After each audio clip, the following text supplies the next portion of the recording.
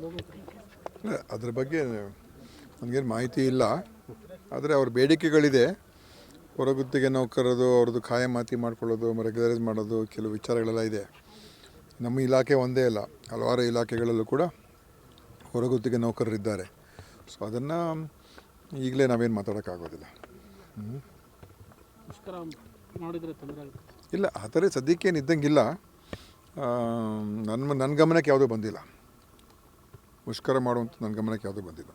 ಈಗ ಜಿಲ್ಲಾಸ್ಪತ್ರೆಗಳಲ್ಲಿ ಔಷಧಿಯ ಕೊರತೆ ಇದೆ ಅಂತ ಹೇಳ್ಬಿಟ್ಟು. ಇಲ್ಲ, ಆ ಥರ ಏನಿಲ್ಲ. ಎಲ್ಲ ಜಿಲ್ಲಾ ಆಸ್ಪತ್ರೆಗಳ ಔಷಧಿಗಳಿದೆ, ತಾಲೂಕು ಆಸ್ಪತ್ರೆಗಳ ಔಷಧಿ ಇದೆ, ಸಮುದಾಯ ಆರೋಗ್ಯ ಕೇಂದ್ರಗಳ ಔಷಧಿ ಇದೆ. ಒಂದೊಂದು ಸಲ ಕೆಲವು ಕಡೆ ಕೆಲವು ಘಟನೆಗಳಾಗ್ಬೋದು. ಅದು ಬಿಟ್ಟರೆ ಔಷಧಿಗಳಿಲ್ಲ ಅಂತ ಮತ್ತೆ ನಮ್ಮ ಆಸ್ಪತ್ರೆಗಳಲ್ಲಿ ನಮ್ಮ ಮುಚ್ತೀವ. ಮತ್ತು ಎಲ್ಲ ಕಡೆ ಔಷಧಿಗಳಿದೆ. ಅದು ಅವಾಗ ಅವರು ಸ್ಟ್ರೈಕ್ ಮಾಡಬೇಕು ಅಂಥದ್ದಿದ್ದಾಗ ಅವರು ಏನೋ ಕೆಲವು ಬೇರೆ ಬೇಡಿಕೆಗಳಿತ್ತು. ಇದನ್ನು ಕೂಡ ಅವರ ಇದನ್ನು ಸರ್ಕಾರ ಒತ್ತಡ ತರದೆ ಸ್ವಲ್ಪ ಹೇಳಿದರು. ಅದೆಲ್ಲ ಆಸ್ಪತ್ರೆಗಳು ನಾವು ಅದಕ್ಕೆ ಎಕ್ಸ್ಟ್ರಾ ದುಡ್ಡು ಕೊಟ್ಟಿದ್ದೀವಿ. ಏನಾದರೂ ಶಾರ್ಟೇಜ್ ಆದರೆ ನೀವು ಅಲ್ಲೇ ತೊಗೊಳ್ಬೇಕು ಅಂತಲೂ ಕೂಡ ನಾವು ಮಾಡಿದ್ದೀವಿ. ಹೊರಗಡೆ ಬರೆಯೋಂಗೇ ಇಲ್ಲ, ಹೊರಗಡೆ ಬರೆಯೋ ಪ್ರಶ್ನೆ ಬರೋದಿಲ್ಲ, ಆಯಿತಾ. ಆದರೆ ನಮ್ಮ ಕಡೆಯಿಂದ ಏನೇನು ಅವರು ಆಸ್ಪತ್ರೆಗಳಲ್ಲಿ ತೊಗೋಬೇಕು ಅಗತ್ಯ ಇರೋ ಔಷಧಿಗಳು ತೊಗೊಳೋದಕ್ಕೆಲ್ಲ ದುಡ್ಡು ಕೂಡ ಕೊಟ್ಟಿದ್ದೀವಿ. ಸೊ ಅವ್ರ ಹಂತದಲ್ಲೇ ಕೂಡ ಖರೀದಿ ಮಾಡೋ ಕೂಡ ಅವಕಾಶ ಇದೆ. ಕ್ಯಾಜುವಲ್ಟಿ ಇರ್ತಕ್ಕಂಥ ವೈದ್ಯಾಧಿಕಾರಿಗಳೇ ಡಿಸ್ಟ್ರಿಕ್ಟ್ ಸರ್ಜನ್ ಅವರಿಗೆ ಲೆಟರ್ ಬರೆದಿದೆ ಸರ್, ಈ ಔಷಧಿಗಳು ಖಾಲಿ ಆಗಿದೆ, ಸುಮಾರು 16ಕ್ಕೂ ಹೆಚ್ಚು ಔಷಧಿಗಳನ್ನು ಖರೀದಿ ಮಾಡಿರಿ. ಅದೇ ಖರೀದಿ ಮಾಡೋದಕ್ಕೆ ಅವರು ಡಿಸ್ಟ್ರಿಕ್ಟ್ ಸರ್ಜನ್ ಮಾಡಿಸ್ಕೊಡ್ಬೋದು. ಅದಕ್ಕೆ ಏನು ಹಣ ಒದಗಿಸಿಕೊಡುವಂಥದ್ದು, ಅದು ಒದಗಿಸಿಕೊಡುವಂಥದ್ದು ವ್ಯವಸ್ಥೆಗಳು ಕೂಡ ನಾವು ಮಾಡಿದ್ದೀವಿ. ಸೊ ಆ ಥರ ಇದಾಗ್ತಾನೆ ಇರ್ತದೆ. ಈಗ ನಾವು ನಮ್ಮ ಕರ್ನಾಟಕ ಮೆಡಿಕಲ್ ಸಪ್ಲೈಸ್ ಕಾರ್ಪೊರೇಷನ್ನ ಅಮೂಲಾಗ್ರ ಬದಲಾವಣೆ ಮಾಡ್ತಾಯಿದ್ದೀವಿ. ಈಗ ಅದು ಯಾವುದೇ ರೀತಿ ಈ ಹಿಂದೆ ಎಲ್ಲ ಯಾವ ಥರ ಟೆಂಡರ್ ಕರೀತಾಯಿದ್ರು, ಯಾವ ರೀತಿಯಾಗಿ ಸರಬರಾಜು ಆಗ್ತಾಯಿತ್ತು, ಅದನ್ನೆಲ್ಲ ಈಗ ಹೊಸ ಪರಿಷ್ಕರಣೆ ಮಾಡಿ ಗುಣಮಟ್ಟವನ್ನು ನೋಡುವಂಥದ್ದು ಮತ್ತು ಒಳ್ಳೊಳ್ಳೆ ಕಂಪ್ನಿಗಳು ಟೆಂಡರ್ ಭಾಗವಹಿಸುವಂಥ ವ್ಯವಸ್ಥೆಗಳು ತೊಗೊಂಡ್ಬಂದಿದ್ದೀವಿ. ಸೊ ಈಗ ದೊಡ್ಡ ಬದಲಾವಣೆ ಮಾಡಿದ್ದೀವಿ. ಈಗ ಅದಕ್ಕೆಲ್ಲ ಟೆಂಡರ್ ಕರೆದಾಗಿದೆ, ಸುಮಾರು ಪರ್ಚೇಸ್ ಆರ್ಡರ್ ಕೂಡ ಕೊಟ್ಟಾಗಿದೆ. ಸೊ ಈಗ ಇನ್ನೂ ಬರೋ ತಿಂಗಳಿಂದ ಒಂದು ಹೊಸ ವ್ಯವಸ್ಥೆಗೆ ಹೋಗ್ತಾ ಇದ್ದೀವಿ. ಆವಾಗ ಈಗೆಲ್ಲ ಹಿಂದೆ ಎಲ್ಲ ಕೆಲವು ಕಡೆ ಎಲ್ಲ ಆಸ್ಪತ್ರೆಗಳಲ್ಲಿ ಸರಿಯಾದ ಸ್ಟಾಕ್ ಇರ್ತಾ ಇರಲಿಲ್ಲ, ಯಾವುದು ಅಗತ್ಯ ಇರುವಂಥ ಔಷಧಿಗಳು ಸಿಗ್ತಾ ಇರಲಿಲ್ಲ. ಆವಾಗ ಅವರು ಖರೀದಿ ಮಾಡಬೇಕಾಗಿತ್ತು ಅಥವಾ ಆ ಥರ ನಡೀತದೆ. ಅದನ್ನು ತಪ್ಪಿಸೋದಕ್ಕೋಸ್ಕರ ಈಗ ನಾವು ದೊಡ್ಡ ಬದಲಾವಣೆಯನ್ನು ಮಾಡಿದ್ದೀವಿ. ನಮ್ಮ ಮೆಡಿಕಲ್ ಸಪ್ಲೈಸ್ ಕಾರ್ಪೊರೇಷನ್ನು ಒಬ್ಬ IAS ಅಧಿಕಾರಿನ ನಾವು ಈಗ MD ಮಾಡಿರುವಂಥದ್ದು, KS ಅಧಿಕಾರಿಗಳು ಕೂಡ ತೊಗೊಂಬಂದಿದ್ದೇವೆ. ಟೆಂಡರ್ಗಳನ್ನು ಸರಿಯಾದ ಸಮಯಕ್ಕೆ ಆಗಬೇಕು ಮತ್ತು ಎಷ್ಟು ಅಗತ್ಯ ಇದೆ, ಬೇಡಿಕೆ ಏನಿದೆ ಅದನ್ನು ಸರಿಯಾಗಿ ತಿಳ್ಕೊಂಡು ಮಾಡುವಂಥದ್ದು ತೊಗೊಂಬಂದಿದ್ದೀವಿ. ಈಗ ಮಂಗಳೂರು ಇನ್ಸ್ಪೆಕ್ಟರ್ ಸಂದೇಶ್ ಅವರು ಒಂದು ಆಡಿಯೋ ವೈರಲ್ ಆಗಿದೆ ಸರ್, ಪತಿ ಮೇಲೆ ಕೇಸ್ ಹಾಕಿದ್ರು. ನನಗೆ ಗೊತ್ತಿದ್ದರೆ ನಾನು ಮಾತಾಡ್ತೀನಿ. ನನಗೆ ಆ ವಿಷಯದ ಬಗ್ಗೆ ಪೂರ್ತಿ ಮಾಹಿತಿ ಇಲ್ಲ. 50 ಲಕ್ಷ ಕೊಟ್ಟು ಗೃಹ ಸಚಿವರಿಗೆ ಕೊಟ್ಟು ನಾನು ಪೋಸ್ಟಿಂಗ್ ಮಾಡಿಸ್ಕೊಂಡು ಬಂದರು ಅಂತ ಹೇಳಿದ್ದಾರೆ ಸರ್. ನೋಡಿ, ಈ ಥರ ಯಾವುದೋ ವೀಡಿಯೋಗಳು, ಯಾವ ವಿಡಿಯೋ ಯಾರು ಹೇಳಿದರೆ ನನಗೆಲ್ಲ ಆಡಿಯೋಗಳು ಗೊತ್ತಿಲ್ಲ, ಆಯಿತಾ. ಸೊ ಈ ಥರ ಎಲ್ಲ ನಾವು ಸುಮ್ಮನೆ ಯಾವುದೋ ಒಂದು ಮಾತಿಗೆ ರಿಯಾಕ್ಟ್ ಮಾಡೋಕ್ಕಾಗೋದಿಲ್ಲ. ತಿಳ್ಕೊಳ್ಳೋಣ. ಯಾಕಂದರೆ ಇವತ್ತಿನ ಕಾಲದಲ್ಲಿ ಯಾವ ವಿಷಯ ನಿಜ, ಯಾವುದು ಸುಳ್ಳು, ಏನು ಎಲ್ಲಿಂದ ಬಂದಿದೆ, ಹೇಗೆ ಬಂದಿದೆ ತಿಳ್ಕೊಳ್ಬೇಕು. ನಾವು ತಿಳ್ಕೊಂಡು ಮಾತಾಡಬೇಕು. ಅದಕ್ಕೋಸ್ಕರ ನಾನು ಅದರ ಬಗ್ಗೆ ಪೂರ್ತಿ ಮಾಹಿತಿ ಸಿಕ್ಕಿದ ಮೇಲೆ ನಾನು ಮಾತಾಡ್ತೀನಿ.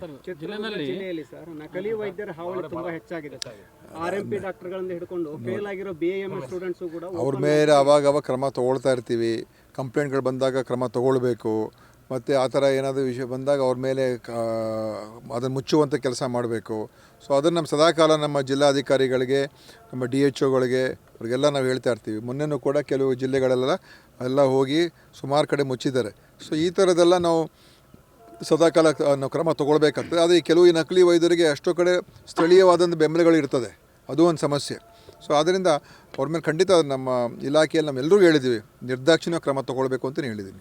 ಮೊಳಕಾಲ್ಮೂರು ತಾಲೂಕಲ್ಲಿ ಸಾಕಷ್ಟು PSC ಸೆಂಟರ್ಗಳು ಉದ್ಘಾಟನೆ ಆಗಿಲ್ಲ ಸರ್, 2 ವರ್ಷ ಆಗಿದೆ ಕಟ್ಟಿ. ಕಳೆದ ಬಂದಾಗಲೂ ಕೂಡ ಉದ್ಘಾಟನೆ ಮಾಡಿಸೋದಕ್ಕೆ ಬೇಕಂತ ಹೇಳಿ. ಆಮೇಲೆ 200 ಹಾಸಿಗೆಗಳು ಕಳೆದ ಬಜೆಟ್ನಲ್ಲಿ ಅನೌನ್ಸ್ ಆಗಿತ್ತು ಸರ್ ಮೊಳಕಾಲ್ಮೂರಿಂದ. ಈಗ ಮೊಳಕಾಲ್ಮೂರದ್ದು ಏನು ಮಾಡ್ತಾ ಇದೆ ಅಂತ ಹೇಳಿದ್ರೆ ಅದನ್ನು ನಾವು ನೋಡಿದ್ದೀವಿ.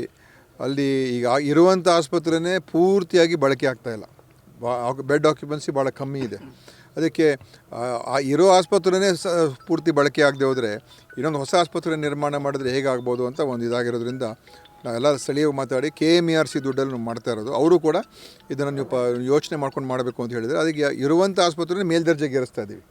ಮೇಲ್ದರ್ಜೆಗೆ ಏರಿಸಿ ಅದಕ್ಕೆ ಏನೇನು ಸೌಕರ್ಯಗಳು ಕೊಡಬೇಕು, ಇರುವಂಥ ಆಸ್ಪತ್ರೆ ಅದಕ್ಕೆ ಸುಮಾರು ಒಂದು 40 ಕೋಟಿ ರೂಪಾಯಿ ಅಷ್ಟು ವೆಚ್ಚ ಮಾಡಿ ಅದನ್ನು ಮೇಲ್ದರ್ಜೆಗೆ ಏರಿಸುವಂಥ ಕೆಲಸ ಮಾಡಿದ್ರೆ ಕ್ರಮ ತೊಗೊಳ್ತಾ ಇದ್ದೀವಿ. ಮತ್ತು ಇನ್ನೊಂದು ಅದನ್ನು ಮತ್ತೆ ಬೇಡ್ರೆಡ್ ಹೇಳಿ 2 ಆಸ್ಪತ್ರೆಗಳು ಕೂಡ ಉದ್ಘಾಟನೆ ಆಗದೆ ಉಳಿದಿದ್ದಾವೆ ಸರ್. ನಾನು ವಿಚಾರಿಸ್ತೀನಿ.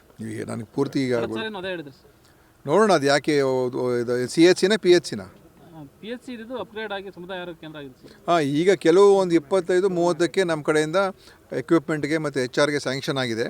ಅದರಲ್ಲಿ ಇದು ಸೇರಿದೆ ಅಂತ ನಾನು ನೋಡ್ತೀನಿ. ಯಾಕಂದರೆ ಈ ಥರದ್ದೆಲ್ಲ ಒಂದು ಸುಮಾರು ಕಡೆ ಕಟ್ಟಿದ್ದಾರೆ, ಬಟ್ ಅದಕ್ಕೆ HR ಇರಲಿಲ್ಲ, ಎಕ್ವಿಪ್ಮೆಂಟ್ ಇರಲಿಲ್ಲ. ಸೊ ನಾವು ಅದಕ್ಕೆಲ್ಲ ಒಂದು 25-27 ಈ ಥರ ಅಪ್ಗ್ರೇಡ್ ಆಗಿರುವಂಥ PHCಗೆ ಸ್ಯಾಂಕ್ಷನ್ ಕೊಟ್ಟಿದ್ದಾರೆ FD. ಸೊ ಅದನ್ನು ನಾವು ಇದನ್ನು ಕರೆದಿದ್ದೀವಿ, DHOಗಳಿಗೆಲ್ಲ ಹೇಳಿದ್ದೀವಿ, ನೀವು HR ತೊಗೊಳ್ಳಿ ಅಂತ. ನಾನು ಇದು ಅದರಲ್ಲಿ ಸೇರಿದೆ ಇಲ್ವ ಅಂತ ನಾನು ನೋಡ್ಬಿಟ್ಟು ಹೇಳ್ತೀನಿ.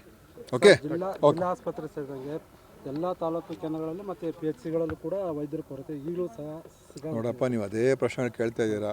ಜಿಲ್ಲಾ ಆಸ್ಪತ್ರೆ ಇವತ್ತು ಮೆಡಿಕಲ್ ಕಾಲೇಜ್ಗೆ ಸೇರಿರುವಂಥದ್ದು, ಆಯಿತಾ. ಅದರಿಂದ ವೈದ್ಯರು ಈಗ ನಾವು ಸುಮಾರು 1600 ಜನ ಕಂಪಲ್ಸರಿ ಮೆಡಿಕಲ್ ಸರ್ವಿಸಲ್ಲಿ ತೊಗೊಂಡಿದ್ದೀವಿ. ಕಾಂಟ್ರಾಕ್ಟ್ ಮೇಲೆ ಕೂಡ ತೊಗೊಳಕ್ಕೆ ನಮಗೆ ಪರ್ಮಿಷನ್ ಇದೆ. ಸೊ ಎಲ್ಲೆಲ್ಲಿ ತೊಗೊಳಕ್ಕೆ ಸಾಧ್ಯ ಆಗ್ತದೆ ಅದನ್ನು ಕೂಡ ನೋಡ್ತಾ ಇದ್ದೀವಿ. ಮತ್ತು ಕೆಲವು ಕಡೆ ಅನಾವಶ್ಯಕವಾಗಿ PHCಗಳೆಲ್ಲ ಓಪನ್ ಮಾಡಿದ್ದಾರೆ. ಚಿಕ್ಕ ಜಾಗಗಳಲ್ಲಿ ಕೇವಲ 5,000-8,000 ಇರುವಂಥ ಜನಸಂಖ್ಯೆ ಕೂಡ PHCಗಳು ಮಾಡಿದ್ದಾರೆ. ಸೊ ಅಂಥ ಕಡೆ ನಾವು ಅದನ್ನು ಮರು ಹೊಂದಾಣಿಕೆ ಮಾಡುವಂಥದ್ದು ಕೂಡ ಯೋಚನೆ ಮಾಡ್ಬೋದು. ಇನ್ನೂ ಅದಕ್ಕೆ ತೀರ್ಮಾನ ತೊಗೊಂಡಿಲ್ಲ, ನೋಡೋಣ ಮುಂದಕ್ಕೆ. ಆದರೆ ಖಂಡಿತ ಇದನ್ನು ನಾವು ನೀಗಿಸುವಂಥ ಪ್ರಯತ್ನ ಮಾಡ್ತೀವಿ.